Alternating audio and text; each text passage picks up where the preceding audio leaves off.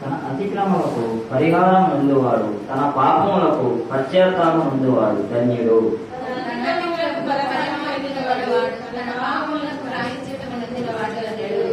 యెహోవా చేత నిర్దోషియను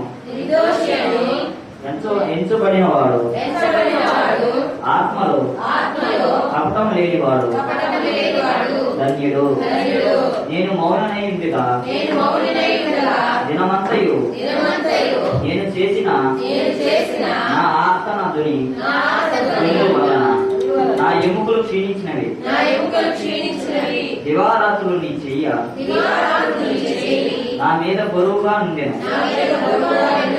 నా సారము వేసవి కాలము ఎండినట్టు ఈనును. నా దోషములు కప్పుకొనక నీ ఎదుట నా పాపములు ఒప్పుకుంటేను. యెహోవా సన్నిధిని నా అతిక్రమములు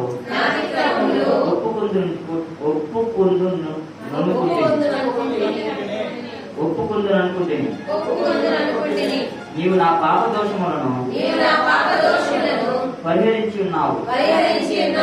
కావున నీ దర్శన కాలమందు భక్తులు కల వారందరూ నిన్ను ప్రార్థన చేయదు. విస్తార జల ప్రవాహములో పొర్లి వచ్చినను నిత్యముగా అవి వారి మీదకి రావు. నా దాగు చోటు నీవే. శ్రమల నుండి నీవు నన్ను రక్షించలేవు. విమోచన గానముతో నీవు నన్ను ఆవరించలేవు. నీవు ఉపదేశము చేసేదను. నీవు నడవవలసిన మార్గము నీకు బోధించెదను. నీ మీద దృష్టించి నీకు ఆలోచన చెప్పేదను. బుద్ధి జ్ఞానములు లేని గుర్రము వలెనైనను కంచర గాడిదైన వలెనైనను మీరు ఉండకుండి అవి నీ దగ్గరకు తేబడినట్లు వాటి నోరు వారుతోనూ కళ్ళెమతోనూ బిగింపవలెను. భక్తిహీనులకు అనేక వేదనలు కలుగుతున్నవి. యెహోవా యందు నమ్మికించు వానిని కృప ఆవరించి ఉన్నది. నీతిమంతులారా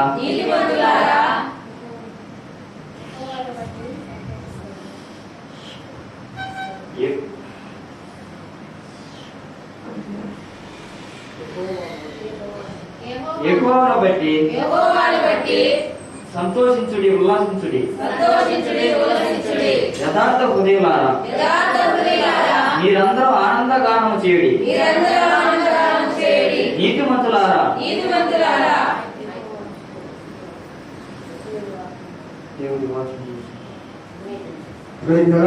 దేవుడు తన పరిశుద్ధ వాక్యమును ఆశీర్వదించి దీవించుగాక. ఆరాధనలో మనమందరం పాల్గొన్నాం. ప్రియులారా, మన మధ్యలో ఉన్న జ్యోత్స్న ఆరాధన నడిపిస్తుంది. అందరం ఏక ఆత్మతో ఏక మనస్సుతో దేవుడిచ్చి మంచి సమయాన్ని సద్వినియోగం చేసుకుందాం. ఎవరు కూడా మనస్సును దేవుని పైన ఆరుకొని మన మనస్సును దేవుని పైన లగ్నం చేసుకొని దేవుని ఆరాధన చేద్దాం. నీతిమంతులారా యెహోవా యందు ఆనందించుడి అని దేవుడు చెప్తూ ఉన్నాడు. యథార్థవంతులు స్తుతి చేయుట యథార్థవంతులకు శోభస్కరము. కాబట్టి ఆయన ప్రభు సన్నిధిలో మనమందరం స్తుతి చేయాలి, ఆరాధన చేయాలి, దేవుణ్ణి కనపరచాలి. కాబట్టి ఆత్మతో సత్యముతో దేవుని ఆరాధన చేద్దాం. ఆరాధనలో అందరూ ఏక మనస్సుతో పాల్గొనముగాక.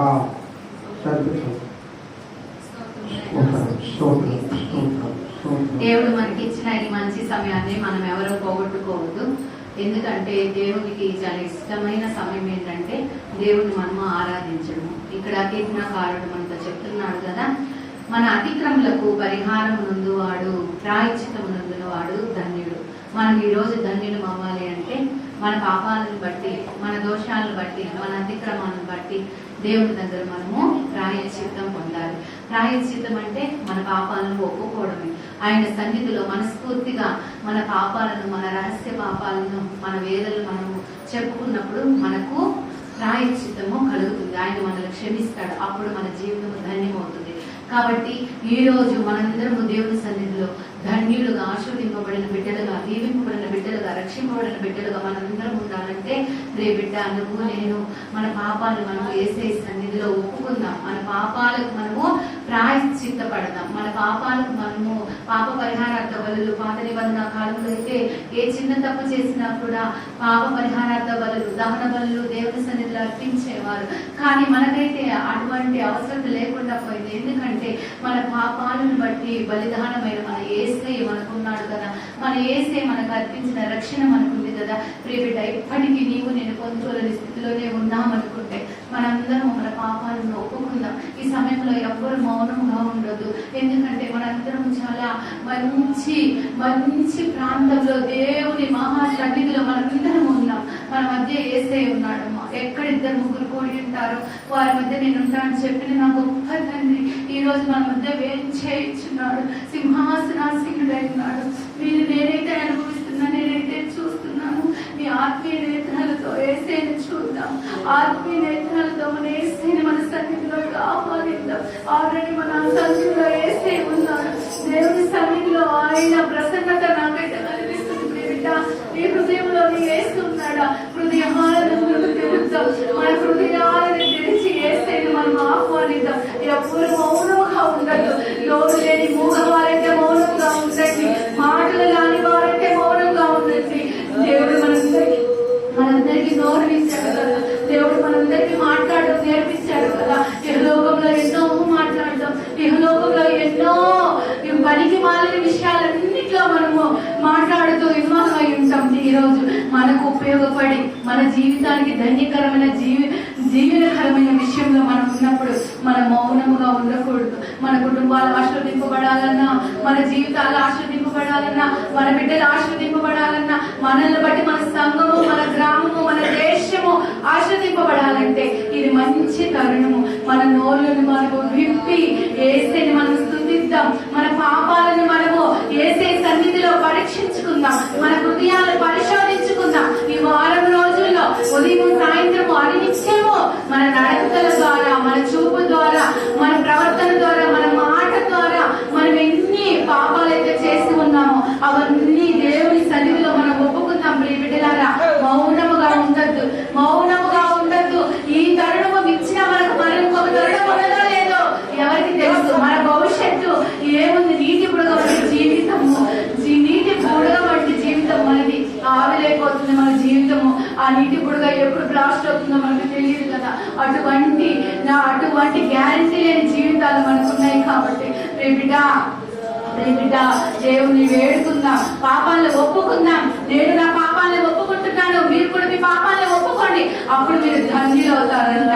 కీర్తనకారుడు మనతో చెప్తూ ఉన్నాడు, యేసయ్య పాదాల వద్ద పాపాలను ఒప్పుకున్నప్పుడు మనం ధన్యులం అవుతామంట. నీ జీవితం ధన్యకరంగా మారాలా, నీ కుటుంబం ధన్యకరంగా ఉండాలా, నీ కుటుంబం ఈ సన్నిధిలో, దేవుని సన్నిధిలో, సంఘంలో ఒక దీవింపబడిన స్థితిలో ఉండాలంటే బిడ్డలారా మౌనముగా ఉండదు. బిడ్డలారా, మనం స్తుతించకపోతే ఎండిన ఎముకలు నన్ను స్తుతిస్తాయని చెప్పారు. ఈ బండరాల కేకలు వేస్తాయని చెప్పారు. నువ్వు బండరాయవా? నువ్వు ఎండిన ఎముక స్థితిలో ఉన్నావా? కాదు కదా. మనందరము సజీవమైన స్థితిలోనే ఉన్నాం కదా. మనమిద్దరము జీవించిన స్థితిలోనే ఉన్నాం కదా. బిడ్డలారా, అమ్మా మేముందని నేను వేడుకుంటున్నాను. హృదయాలు తెరవండి. నువ్వు మౌనముగా ఉన్నావేమో, నీ గుండెంతా భారంతో నిండిపోయిందేమో, నీ గుండెంతా వేదనతో ఉందేమో, ఆర్థిక సమస్యలతో, ఇరుకుల్లో, ఇబ్బందుల్లో, అవమానాలలో, కుటుంబం యొక్క బాధలతో, భర్త వేధింపులతో, భార్య వేధింపులతో, బిడ్డల వేధింపులతో, అప్పుల వేధింపులతో, సంఘంలో అవమానాలతో ఉన్నారేమో బిడ్డ. అవన్నీ ఒక్కసారి వదిలివేసి యేసయ్య వైపు నీవు చూడు. నీ జీవితం ధన్యకరంగా మారుతుంది. నీ జీవితం ఆనందకరంగా మారుతుంది. నీకు ఈ లోకంలో ఉన్న ఆనందమంతా, సంతోషమంతా, సమాధానమంతా నా యేసు నీకు ఇవ్వడానికి సిద్ధముగా ఉన్నాడు. యేసయ్య అంగీకరించడానికి నువ్వు నేను సిద్ధమేనా? బిడ్డ, నీ హృదయాన్ని తెరువు. బిడ్డ, నీ నోటిని తెరువు.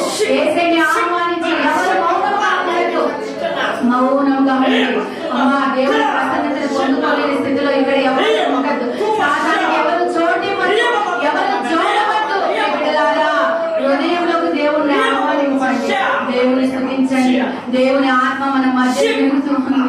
పరిశుద్ధాత్మ మనందరినీ తాకుతుంది. బిడ్డ మౌనముగా ఉండగా చేసిన పాపాలను బట్టి, చేసిన దోషాలను బట్టి యేసయ్యను మనం కనిపెడతాం. యేసయ్యను మనం అడుగుతాం.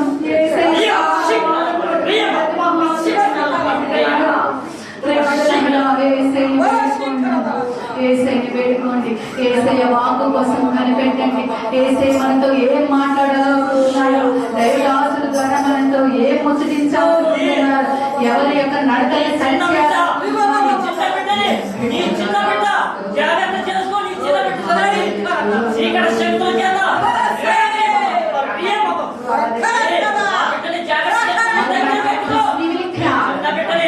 దగ్గర చేసుకో. ఇద్దరు బిడ్డలు తల్లి, చిన్న బిడ్డల దగ్గర పెట్టుకోవాలి. చిన్న బిడ్డలు కనిపెట్టు తల్లి.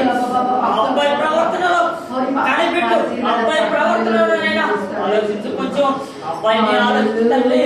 ఆ బిడ్డ నైనా ఆ బిడ్డ నడవరికి కొంచెం దగ్గర పెట్టుకో తల్లి. త్వరగా పెట్టుకోవద్దు తల్లి ఆ బిడ్డని తల్లి.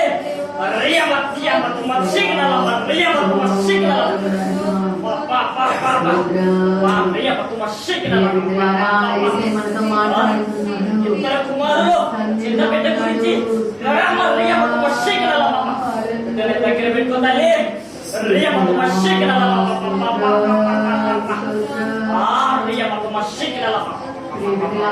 ఎవరితో మాట్లాడుతున్నారు దేవుని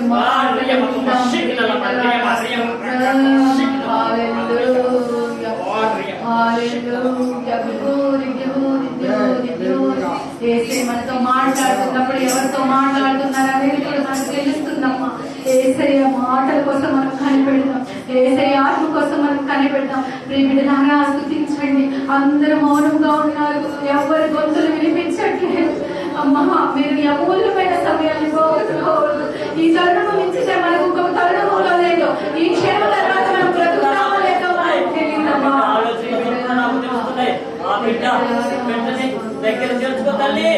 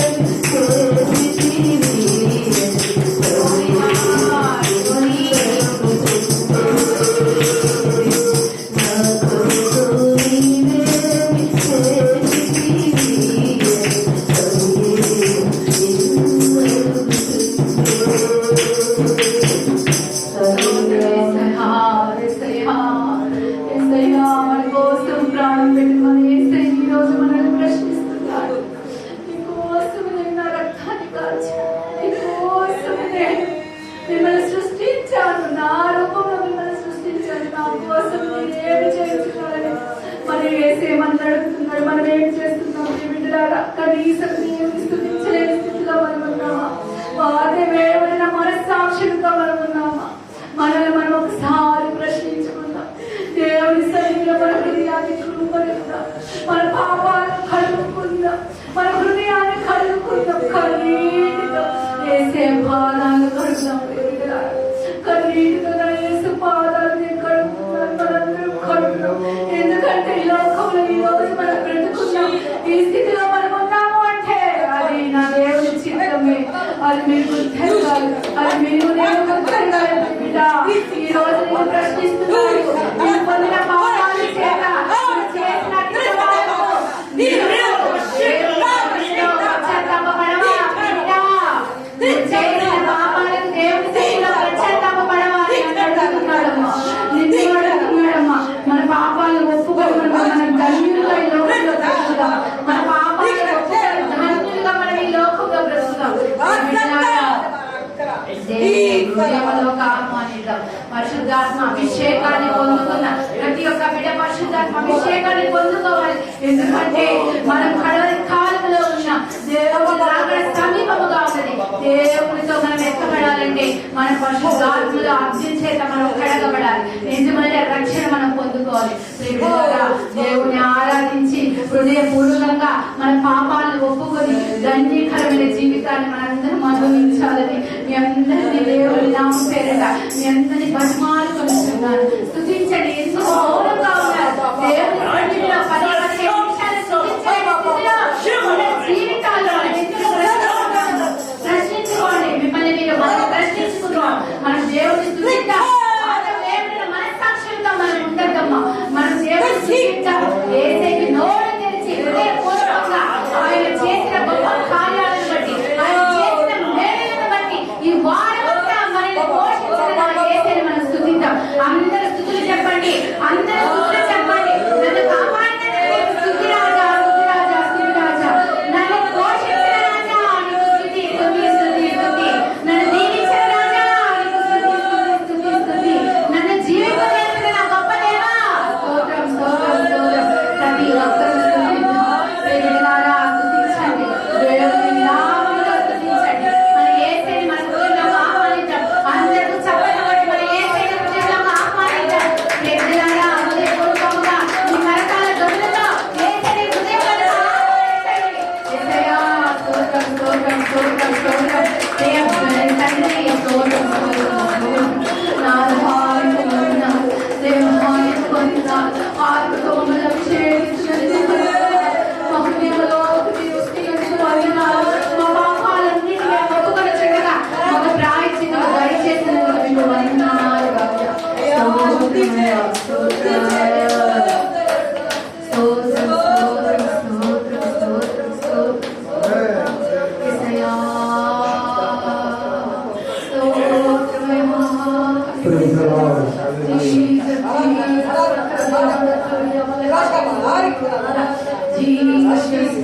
పరలోకమందున మా తండ్రి యేసయ్యా మీకు వందనాలు నాయనా. నీ పాదాల కోటలు కొట్టి స్తుతులు నాయనా తండ్రి. ఇప్పటి వరకు నాయనా తండ్రి మిమ్మల్ని మాటల ద్వారా స్తుతించాము నాయనా. ఇప్పటి వరకు నాయనా తండ్రి ఆరాధన ద్వారా మిమ్మల్ని ఆరాధించాము నాయనా తండ్రి. మా మధ్య మీరు ఉన్నారు నాయనా తండ్రి. మాతో మాట్లాడడానికి మీరు వచ్చారు. మమ్మల్ని సరించడానికి మీరు వచ్చారు. సరి చేయడానికి మీరు వచ్చారయ్యా. మా దీన స్థితిని నాయనా ధనికరమైన జీవితంగా మార్చడానికి మా సన్నిధిని మీరు వచ్చారయ్యా. అందుని బట్టి వందనాలు తండ్రి. అయ్యా నైనా కొందరు బిడ్డలైతే నైనా తండ్రి వాళ్ళకున్న బాధల చేత వేదన చేత మౌనంగానే ఉన్నారు. యేసయ్యా వాళ్ళ నోళ్ళు తెరవండి, వాళ్ళ హృదయాలు తెరవండి నాయనా. యేసయ్యా మనస్ఫూర్తిగా మీ సన్నిధిలో హృదయాన్ని కుమ్మరించి నాయనా కన్నీటితో పాదాలు కడిగినప్పుడు మాకు రక్షణ, కన్నీటితో పాదాలు కడిగినప్పుడు మాకు దీవెన, కన్నీటితో పాదాలు కడిగినప్పుడు శోధన నుంచి మాకు విముక్తి రాజా. అది మేమందరం గుర్తెరిగిన తండ్రి మీ సన్నిధిలో మిమ్మల్ని ప్రార్థించే బిడ్డలుగా మేము ఉండిన తండ్రి.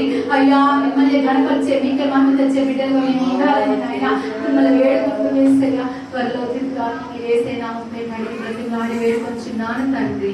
Amen. Amen. అందరూ కూర్చున్నట్లయితే Praise God. ఒక 5 minutes నా చిన్న సాక్ష్యాలు చెప్తాను. అందరూ కూర్చోడమ్మా. దయచేసి ఒక 5 నిమిషాలు. ఎందుకంటే నేను అనుకున్నాను నాకు ఈ కార్యం జరిగితే నేను ఖచ్చితంగా రేపు సాక్ష్యం చెప్పాలి, నాకు ఇది చేయాలి దేవుడి సన్నిధిలో ప్రార్థన చేస్తాను. నేను చూడండి దేవునికి ఎంత టాస్కులు ఇచ్చానో. ఆదివారం నేను గుడికి వెళ్తున్నాను, నేను సాక్ష్యం చెప్పాలి కాబట్టి నువ్వు నాకు ఈ కార్యం చేయాలి అంతే. అంటే దేవునికి టైం కూడా ఇవ్వాలి. నేను అంత డిమాండ్ చేశాను అనమాట. దేవుడు డిమాండ్ చేసినప్పుడు ఏసై ఏం చేశాడంటే నాకు ఆ కార్యాన్ని చేశాడు. ఈ కరోనా టైం వచ్చి మాకు దాదాపు 2 years గా ఏం జరుగుతుందంటే మా స్కూల్లో ఫుల్ టైమర్స్ అంతా పార్ట్ టైం గా చేసేసారు అనమాట. అంటే జీతాలు కాలు బాగా ఇచ్చేవాళ్ళు అనమాట. ఫర్ ఎగ్జాంపుల్ ఒక 16,000 జీతం అనుకోండి, మాకు 6,000 ఇచ్చేవాళ్ళు. అట్లా 2 సంవత్సరాల నుంచి ఈ విధంగానే జరుగుతుంది. సరే, పోయిన సంవత్సరము దేవుని దయ వల్ల కరోనా ప్రభావం తగ్గి ఫుల్ డే తీసేస్తున్నా. ఆ 2 సంవత్సరాల క్రితము స్కూల్లో నా క్యాడర్ ఎట్లా ఉండిందంటే వైస్ ప్రిన్సిపల్ క్యాడర్కి వచ్చేసాను నేను. దేవుడు నన్ను అంతగా ఆశీర్వదించేశాడు అనమాట. ఒక మామూలు టీచర్ గా ఉన్న నేను అంత పెద్ద స్కూల్లో వైస్ ప్రిన్సిపల్ క్యాడర్కి వెళ్ళిపోయాను. దేవా నాకు ఈ ధన్యత ఇచ్చినందుకు వందనాలని చెప్పి దేవునికి స్తోత్రాలు చెల్లించాడు. తర్వాత కరోనా వచ్చేసింది. తర్వాత పరిస్థితి ఈ విధంగా రివర్స్ అయిపోయింది అనమాట.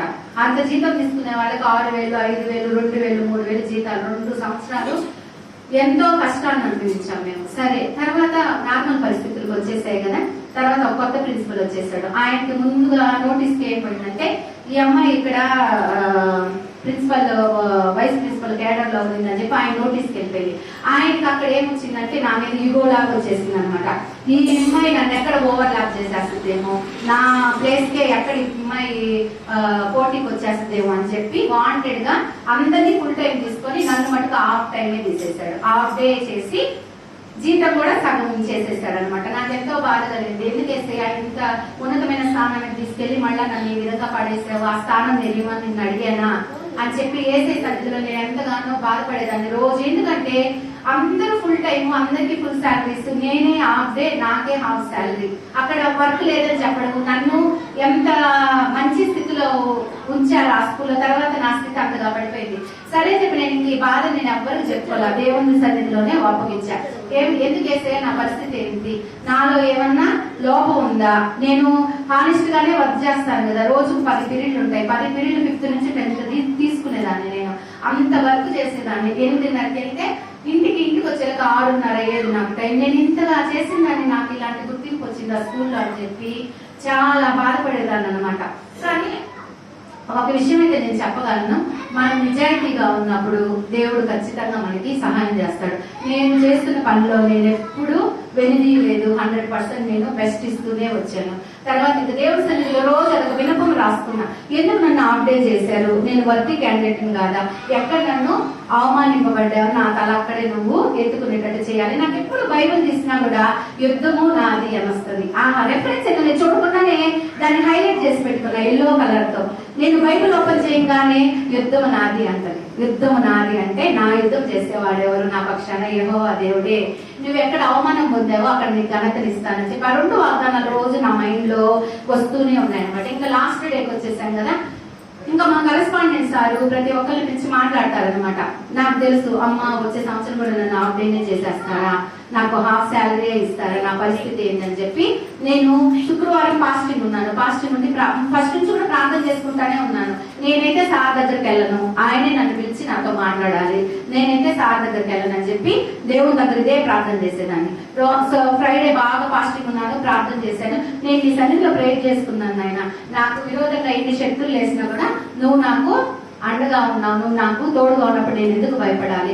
ఎస్తేర్ రాణి ఉపవాసం ప్రార్థన చేసినప్పుడు రాజు నుంచి దయ పొందింది కదా, నా అధికారం నుంచి కూడా నేను దయ ఆ విధంగా పొందాలి. నాకెంతమంది నన్ను వెనక్కి లాగాలనుకున్నా నిన్ను నీ వైపు చూస్తే నాకు గ్రోతే గానీ ఎప్పుడు ఫాల్ డౌన్ ఉంటుంది అని చెప్పి నేను దేవుని సన్నిధిలో అలాగే ప్రార్థన చేసుకున్నాను. ఇంకా 12 గంటలకు సార్ కనిపించారనమాట. పిలిచినప్పుడు చాలా భయంగా, అంటే నెక్స్ట్ తెలిసిపోద్ది కదా, నెక్స్ట్ ఇయర్ భవిష్యత్తు కూడా నాకు తెలిసిపోద్ది. దాదాపు 10 years ఎక్స్పీరియన్స్ ఆ స్కూల్లో ఉంది నాకు. లేకపోతే ఇంకా ఆ స్కూల్ నుంచి నేను బయటకు వచ్చేసాను. హాఫ్ డే అంటే ఎట్లా అని చెప్పి ఇంకా ఒక 10 నిమిషాలు నా భవిష్యత్తు ఏందో నాకు తెలిసిపోద్ది. కాకపోతే నాకు ఒక ధైర్యం, దేవుని దగ్గర నేను ప్రేర్ చేసుకునేది కదా. వెళ్ళడంతో అసలు ఎప్పుడు ఆయన నవ్వడం, అంత స్మైల్ ఇస్తూ నన్ను వెల్కమ్ చెప్పాడు. సరే వెళ్ళాను. ఏం మా నాన్నగారు ఎలా ఉన్నారు అది అని మాట్లాడారు. ఏమా నెక్స్ట్ ఇయర్ నువ్వు ఫుల్ డే వచ్చేస్తావా అన్నాడు. అయ్యా థ్యాంక్ యూ జీసస్ అన్నా. నన్ను హాఫ్ డే చేసిన ఆ సారే ఫుల్ డే వచ్చేసేమ్మా నెక్స్ట్ ఇయర్ అన్నాడు. వస్తాను సార్ అని చెప్పాను. సరే అమ్మా నీకు 6th 7th వద్దు, 8th 9th 10th తీసుకో అని చెప్పాను. నేను మామూలుగా 9th దాకే పోయేదాన్ని. లాస్ట్ ఇయర్ అయితే 8th వరకే పోయా. అక్కడ వచ్చిన ప్రిన్సిపల్ 9th కూడా తీసేసి నాకు 6th 7th 8th ఇచ్చేసాడు. 9th డీల్ చేసే టీచర్ని తీసేసి. కానీ ఈయన నాకేం చెప్పాడు, 6th 7th నీకు అవసరం లేదు, ఎవరైనా చెప్తారు, నువ్వు 8th 9th 10th తీసుకోమ్మా, ఫుల్ టైం వచ్చి నీట్ ప్రోగ్రామ్ నీట్ తీసుకో, అంటే డాక్టర్ చదువుతారు కదా, డాక్టర్ కోర్సు నీట్. దానికి నువ్వు 6th 7th 8th 9th neat తీసుకోవాలి, 8th 9th 10th నువ్వు సబ్జెక్ట్ తీసుకోవాలి, నువ్వు ఫుల్ డే వచ్చేసాయని చెప్పి నాకు ఎంత సంతోషం వేసిందో. నిజంగా నేను ఒకటే అనుకున్నాను, నేను ఆడవాళ్ళ చర్చికి వెళ్తున్నా, ఈ సాక్ష్యం నేను చెప్పాలని, నాకు ఈ కార్యం నువ్వు చేయని చెప్పి దేవుని సన్నిధి. నేను ఎవరు రికమెండేషన్ లేవు, ఎవరితో నేను మాట్లాడలేదు, ఎవరితో నేను ఈ మాట డిస్కస్ చేయలేదు, నా దేవునికే నేను చెప్పుకున్నాను. మళ్ళీ వాళ్ళ దగ్గరికి ఎప్పుడు నేను వాళ్ళ భజన కూడా నేను చేయను, కరస్పాండెంట్ కి ఒక్కసారి విష్ చేస్తా, ఎప్పుడు వాళ్ళకి భజనలు అలాంటివి కూడా నేను చేయను. నేను నమ్ముకున్న దేవుడు, నా దేవుడు గొప్పవాడు. నా అవమానాన్ని ప్రతిగా నాకు ఘనతనిస్తానని చెప్పిన నా గొప్ప దేవుడు నాకుంటే నేను ఇంకొకరికి ఎందుకు వ్యక్తి పూజ నేను ఎందుకు చేయాలని చెప్పి నా మైండ్లోనే ఉండేది. కాకపోతే నేను ఒబీడియంటే.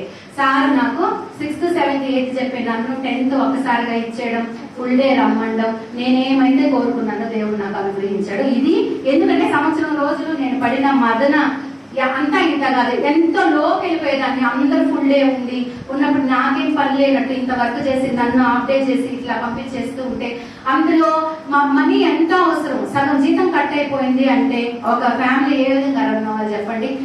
ఎంత జీతం కట్ అయిపోయింది, ఆ వచ్చిన డబ్బులతోనే ఎంత కష్టంగా ఇంట్లో ఒక గంట వేస్ట్ గా ఉన్నా నాకు ఉండబుద్ధి అయ్యేది కాదు. నాకు ఎంత ఏడ్చుకునేదాన్ని, ఎంత మౌనంగా, ఒక్కొక్కసారి డిప్రెషన్ లోకి వెళ్ళిపోయేదాన్ని. అలా వెళ్ళినప్పుడు దేవుని సన్నిధిలో ప్రార్థించినప్పుడు మరలా నేను శక్తిని పొందుకునేదాన్ని అనమాట. ఆ విధంగా స్కూల్లో నేను అద్భుతంగా మళ్ళీ నేను ఏ క్యాడర్ అయితే పోగొట్టుకున్నానో దానికన్నా మించిన క్యాడర్ తో దేవుడు నన్ను ఆయన ఘనంగా నన్ను నిలబెట్టినందుకు దేవునికి నేను వందనాలు తెలియజేస్తున్నాను. దేవుడి నామానికి స్తోత్రం కలుగుగాక. హల్లెలూయా. దేవుడు మనకు ఒక వాగ్దానం చేసుకున్నాడు, తన బిడ్డలను ఎప్పుడు కూడా ఆయన చల్లగా ఉంచుతాడే కానీ తోకగా ఉంచడు. లోకంలో కొన్నిసార్లు కొన్ని శోధనలు, కొన్ని కష్టాలు రావచ్చు, కానీ ఆ ప్రభువును నమ్మి ప్రభువు మీద ఆధారపడిన బిడ్డలందరికీ దేవుడు తప్పనిసరిగా తగిన సమయమందు ఆయన హెచ్చించే దేవుడు. హల్లెలూయా, హల్లెలూయా. ఆయన హెచ్చించే దేవుడు. ప్రియులారా, ఈ దేవుడు బిడ్డారా, ఈ యొక్క పునరుద్ధాన ఆశీర్వాదములు మీపై మెలుగా దేవదేవుడు కుమరించుగాక. హల్లెలూయా. మీ అందరికీ ప్రభు అయిన యేసుక్రీస్తు నామమున పేరిట వందనాలు చెల్లిస్తూ ఉన్నాను.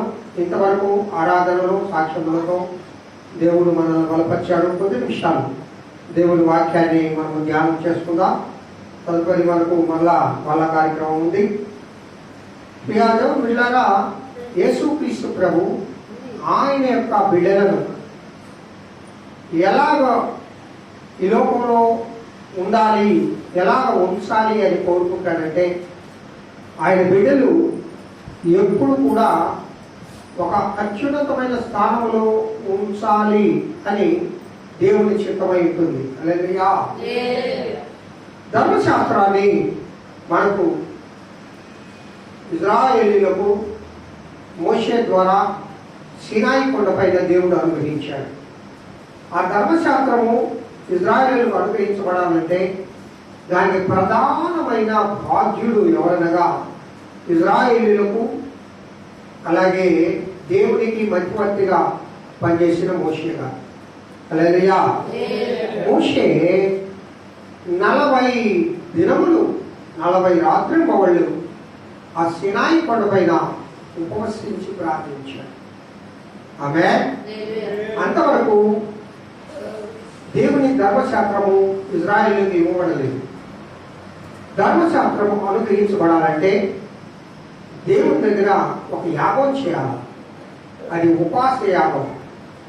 ఆ మోషే గారు తాను బలి చేసుకోవడానికి కూడా ఇష్టపడ్డాడు. ఏమంటే 40 దినాలు 40 రాత్రులు పగళ్ళు ఏ ఆహారం తీసుకోకుండా దేవునితోనే గడిపాడు. కారణం ఏంటనగా దేవుని దగ్గర ఒక ఉన్నతమైన ఆజ్ఞను, ధర్మశాస్త్ర గ్రంథాన్ని ఇశ్రాయేలీయులకు అనుగ్రహించబడాలి. ఇశ్రాయేలీయులు ఆ ధర్మశాస్త్రాన్ని అనుసరించి నడుచుకోవాలి. దేవుడు ఇశ్రాయేలీయులకు ఒక గ్రంథాన్ని అనుగ్రహించాలి అని చెప్పి మోషే గారు 40 దినాలు ప్రార్థన చేశాడు. 40 దినాలు దేవునితో గడిపాడు. దేవునితో సహవాసం చేశాడు. ప్రియులారా, బైబిల్ గ్రంథంలో కాండాలు 5 ఉన్నాయి. ఆది కాండము, నిర్గమాకాండము, లేవియా కాండము. ఈ కాండాలన్నీ కూడా రచించింది ఎవరనగా మోషే గారు రచించారు. అనగా సృష్టి ఆరంభం నుండి మోషే గారికి దేవుడు దర్శనాన్ని అనుగ్రహించాడు. ఆదాము అవ్వలను ఈ యొక్క లోక సృష్టి 8 దినాల్లో ఈ యొక్క సృష్టి చేయబడింది.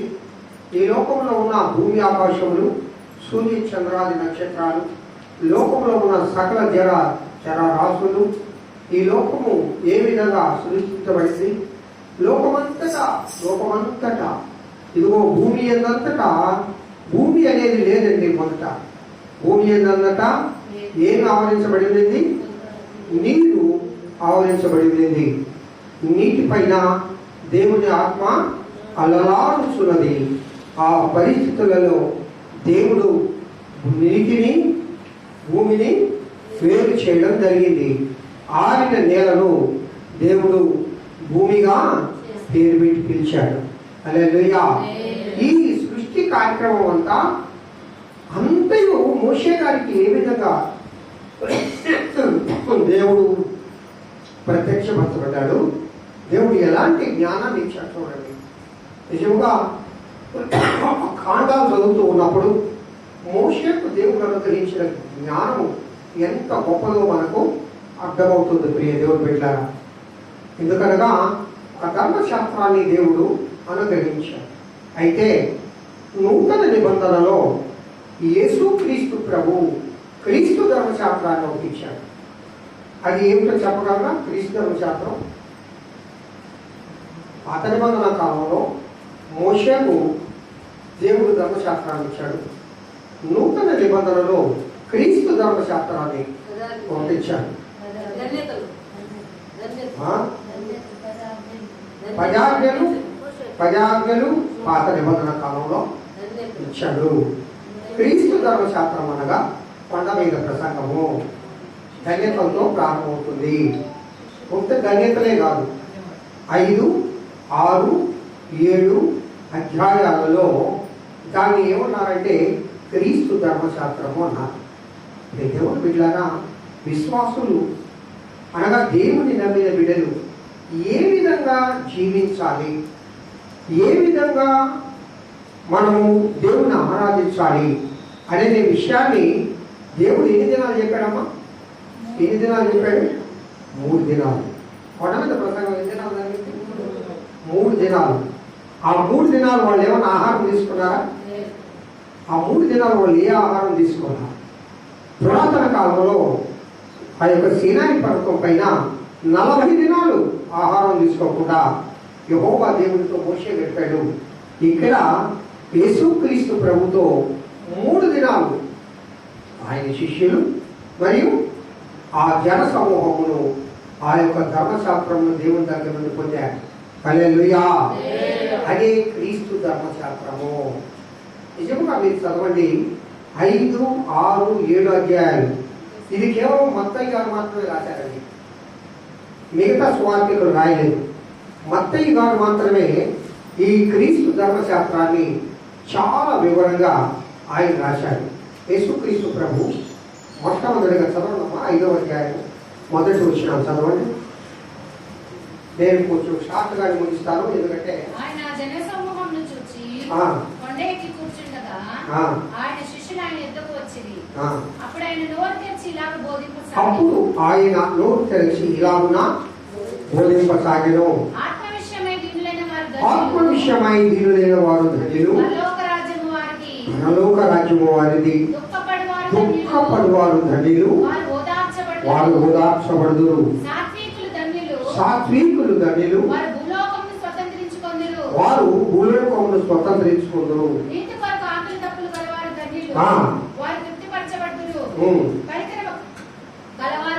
కనికరము గలవారు ధన్యులు, వారు కనికరము పొందుదురు. హృదయ శుద్ధి గలవారు ధన్యులు, వారు దేవుని చూచెదరు. సమాధానపరచువారు ధన్యులు, వారు దేవుని కుమారులు అనబడుదురు. పరలోక రాజ్యము వారిది. నా నిమిత్తము జనులు మిమ్మల్ని నిందించి హింసించి మీ మీద అబద్ధముగా చెడ్డ మాటలేలా పలుకున్నప్పుడు మీరు ధన్యులు. మీరు ధన్యులు.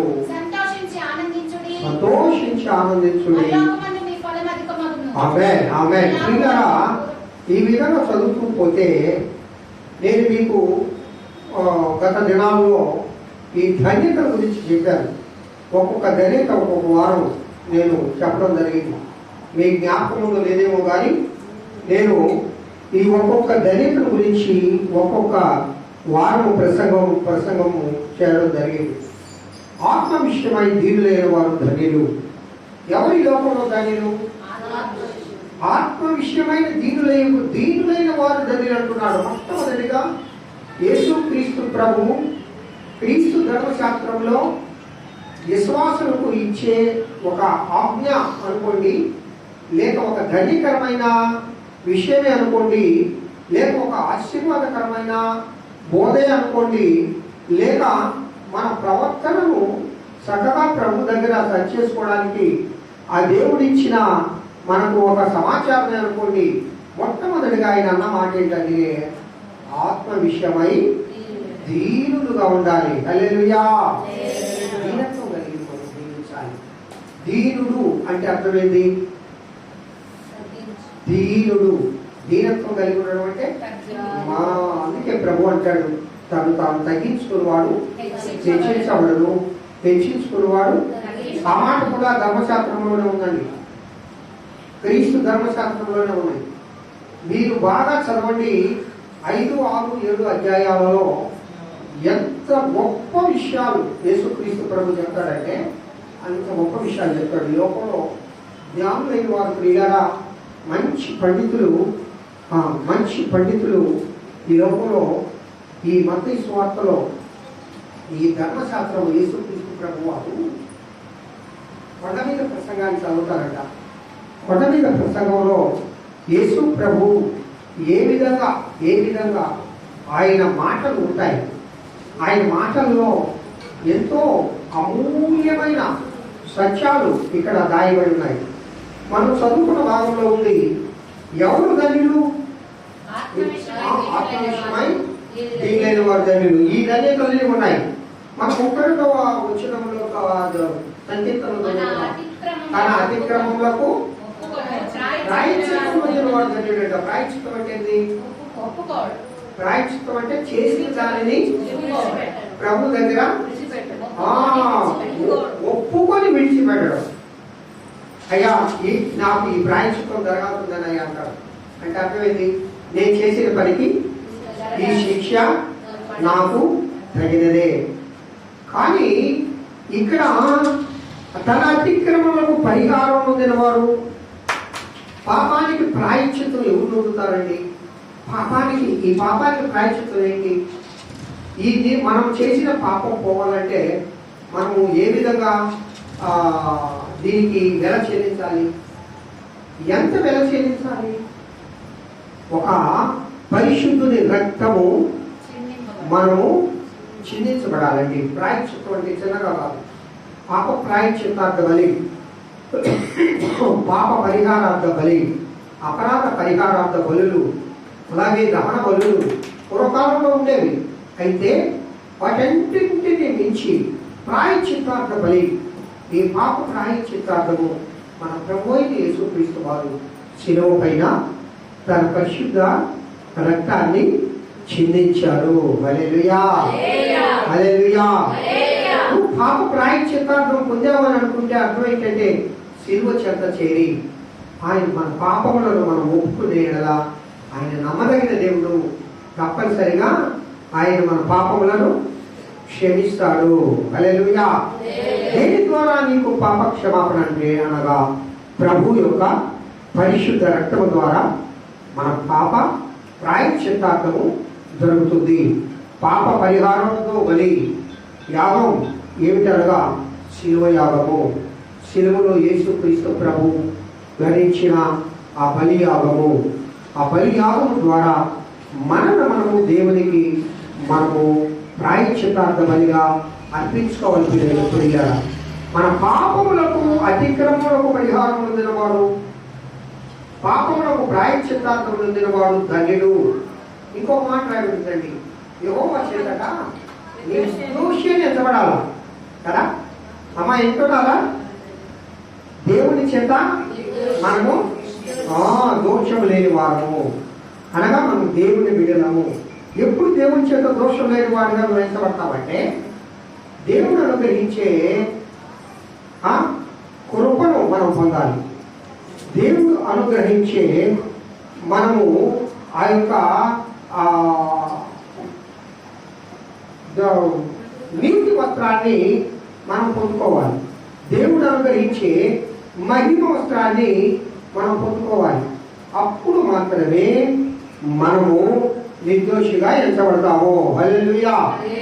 నిర్దోషిగా ఎంచబడతాము. దోషము లేని వారముగా మనం ఉండాలంటే ప్రియులారా, ఈ పాపము లోకంలో మనం జీవిస్తూ మనలో ఏ దోషము, ఏ పాపము, ఏ కపటము లేదు అని చెప్పుకుంటే అది మనం మోసపుచ్చుకున్న వారమే. అంతే కదా, నేను నీతిమంతుడిని అని నేను చెప్పుకుంటే నన్ను నేను మోసపుచ్చుకున్న వాడినే. మీరు నీతిమంతులు అని చెప్పుకుంటే మనల్ని మనం మోసపుచ్చుకున్న వారనే. మనం నీతిమంతులు కాదు.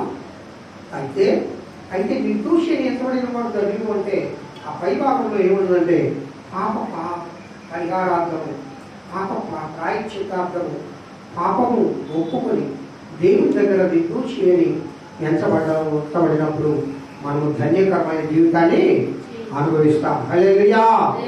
స్త్రీలందరిలో కూడా ధనిరాలు అనే ఒక కారణం ఉంది. ఎవరామె? ఎందుకు ధనిరాలైంది? యేసుక్రీస్తుకు తల్లిగా మారింది. యేసుక్రీస్తు ప్రభువారు ఈ లోకానికి రావడానికి తన గర్భాన్ని ఆ ప్రభువుకు సమర్పించింది. అంత పరిశుద్ధంగా దీవించిందండి, అంత నిష్కళంకురాలుగా జీవించిందండి. దేవుడు ఎన్నుకున్న గర్భం అని యేసయ్యను మోసిన ఆ గర్భము, యేసయ్యను ఇదిగో ఈ లోకానికి తెచ్చిన ఆ గర్భము ధన్యకరమైనదే కదా. స్త్రీలందరిలో ఈ లోకమున్న వారందరిలో ధన్యురాలుగా ఎంచబడినది ఎవరనగా మరియమ్మ. పిల్లరా, ఈ ధన్యులు అనే మాట మనం ఒకసారి మనము జ్ఞాపకం చేసుకుంటూ ఉన్నప్పుడు మనము ధన్యకరమైన జీవితం ఎప్పుడు అనుభవిస్తామంటే ఆత్మ విషయమై దీనులుగా ఉండాలి, దీనత్వం కలిగి ఉండాలి.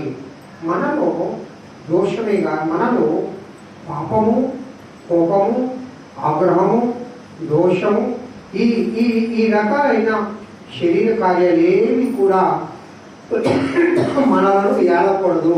హల్లెలూయా. దీనుడుగా మనం ఈ లోకంలో ఉండాలి. ఎందుకనగా మన ప్రభు వారు ఈ లోకానికి గొర్రె పిల్లగా ఈ లోకానికి వచ్చారు. హల్లెలూయా. సరే, నేను చివరిగా కొన్ని మాటల మీద చెప్తాను. యేసుక్రీస్తు ప్రభు ఆయన శిష్యులు లేకపోతే ఆయన బిడ్డలు ఎలా ఉండాలి అని ఉదాహరణగా చెప్తూ, మొట్టమొదటిగా మీరు ఈ లోకానికి ఉప్పు వలె ఉండాలి అంటాడు. రెండవదిగా మీరు ఈ లోకానికి వెలుగుగా ఉండాలి అంటాడు. మూడవదిగా మీరు కొండ మీద ఉండే పట్టణములుగా ఉండాలి అంటాడు. నాలుగవదిగా మీరు దీపస్తంభం పైన పెట్టిన దీపంగా ఉండాలి అంటాడు. ఇంకా వచనాలు చదువుకుంటూ ఉంటే ఒక విశ్వాసి ఏ విధంగా ఉండాలి? ఎందుకు ఉప్పుతో కొలుస్తాడు?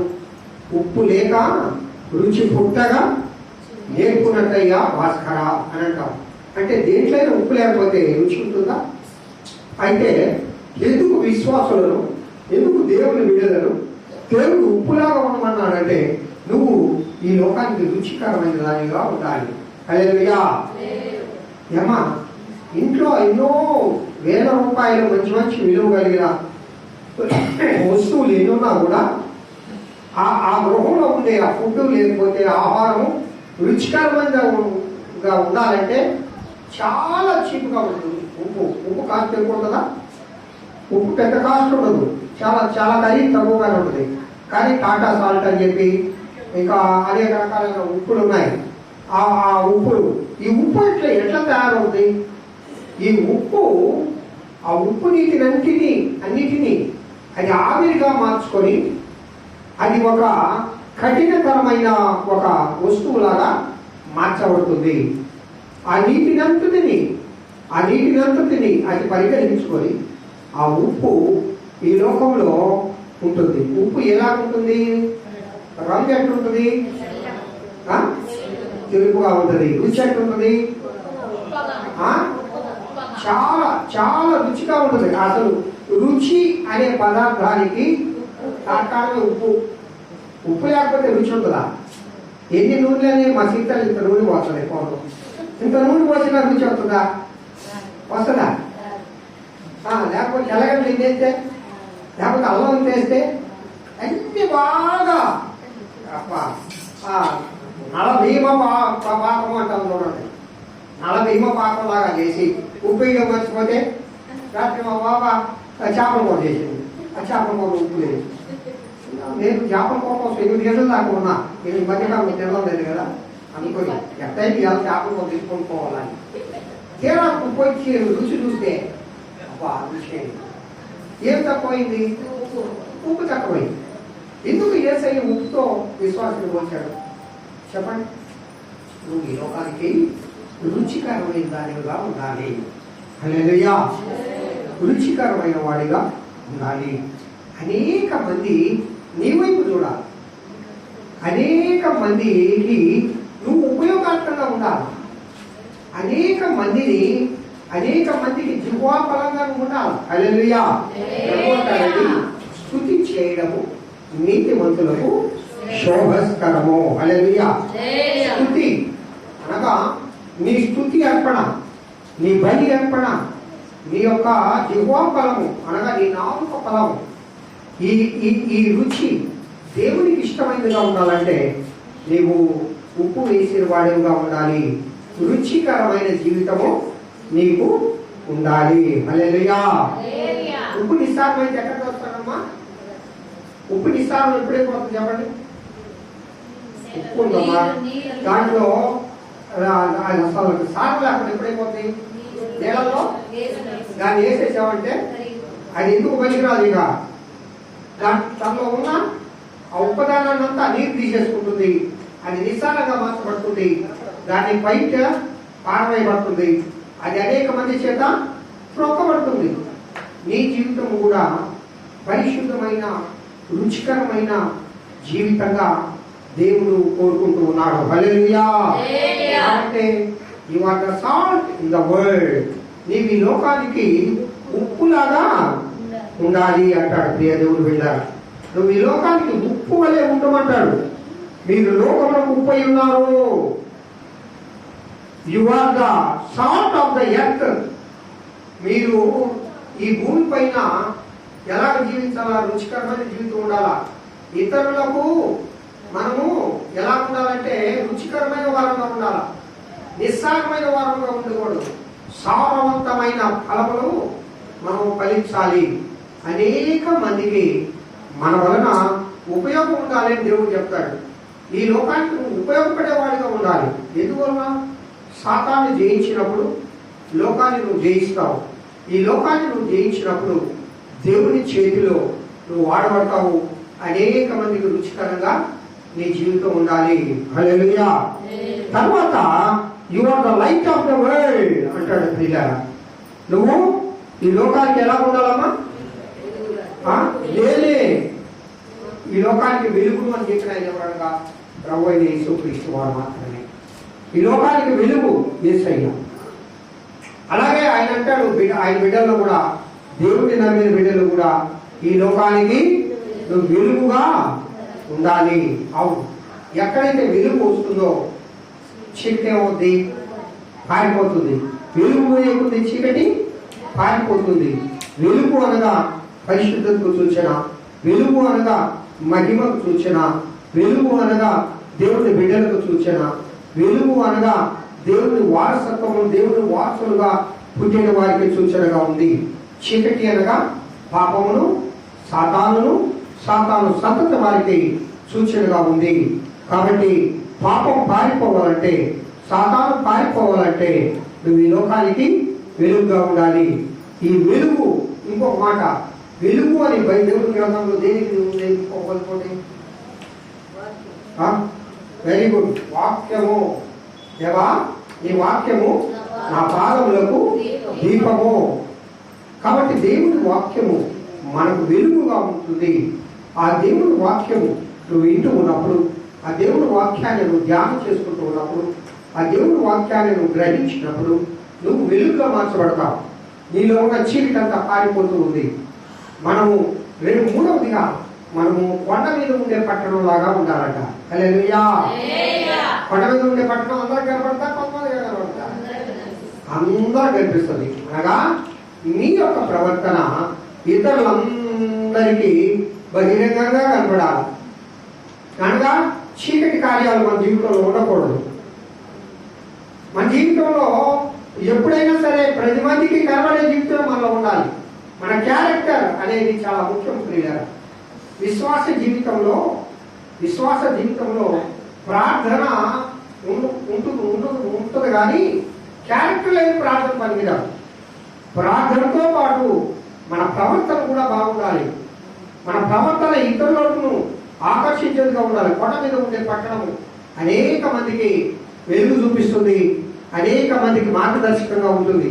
యేసుక్రీస్తు ప్రభువారు అంటాడు, ఛాలెంజ్ చేస్తాడు, ఐఎమ్ ద సిన్నర్, నేను పాపినా, నాలో పాపం ఉన్నదని మీరు ఎవరైనా నిరూపించగలరా అని ఛాలెంజ్ చేస్తాడు. ఎవరి దగ్గర? ఆయనలో తప్పులు ఎదకాలనే వాళ్ళ దగ్గర, పరిచయులు, ఇంకా ఎవరుంటారు ఆయన దగ్గర? శాస్త్రులు, ఇంకా ఎవరుంటారు? సద్దుకైలు, ఇంకా ఎవరుంటారు? ధర్మశాస్త్రోపదేశకులు.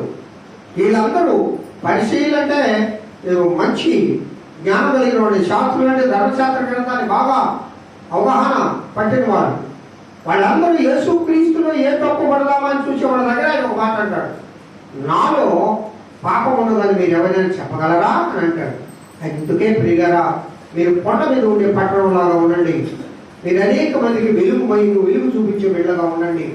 మీరు ఇదిగో వెలుగును అనుసరించే బిడ్డగా ఉండడమే కాకుండా అనేక మందిని వెలుగులోనికి నడిపించే బిడ్డగా ఉండాలి అని దేవుడు కోరుకుంటూ ఉన్నాడు. హల్లెలూయా. మూడవది దీపస్తంభం మీద పెట్టిన దీపంగా మనం ఉండాలి కానీ కొంచెం కింద పెట్టిన దీపంగా మనం ఉండకూడదు. ఇప్పటికీ రహస్య క్రైస్తవులు చాలా మంది ఉన్నారు. యేసుక్రీస్తు అంటే చాలా మంది ఇష్టం. చాలా మంది గొప్ప వారు కూడా యేసయ్య బోధించిన బోధనలో లేకపోతే నిజమైన దేవుడు యేసు ప్రభువే అని ఒప్పుకునే వాళ్ళు చాలా మంది ఉన్నారు. కానీ వాళ్ళు బయటికి రాలేక వాళ్ళు కొంచెం కింద పెట్టినా దీపస్తంభంలాగా దీపాలలాగా ఉన్నారు. కానీ ఆ విధంగా నువ్వు ఉండకూడదు. నువ్వు ఏ విధంగా ఉండాలి? ఇల్లంతటికి వెలుగునిచ్చే దానిగా ఉండాలి. హల్లెలూయా. మన విశ్వాస జీవితము, మన దేవునిలో భయభక్తులు కలిగిన జీవితము ఏ విధంగా ఉండాలనగా అనేక మందిని మనము ప్రియులరా, అనేక మందికి మనము వెలుగు చూపించే విధంగా నేనే మార్గమును, నేనే సత్యమును, నేనే జీవమును అని ప్రభువుని యేసయ్య ఏ విధంగా చెప్పాడు. మనం కూడా ఆయన మార్గాన్ని, ఆయన సత్యాన్ని, ఆయన జీవాన్ని అనుసరించి వెంబడించే విధంగా ఈ లోకంలో మనం ఉండాలని అలాంటి కృప మన ప్రభువుని యేసయ్య మనందరికీ దయచేయాలని కోరుకుంటూ ఇచ్చిన వాక్యాన్ని నేను ముగిస్తూ ఉన్నాను. దేవుడి వాక్యమును దీవించి ఆశీర్వదించుగాక. హల్లెలూయా, హల్లెలూయా. ఈ వాక్యం నిమిత్తము మన మధ్యలో ఉన్న అహల్య ప్రార్థన చేస్తుంది.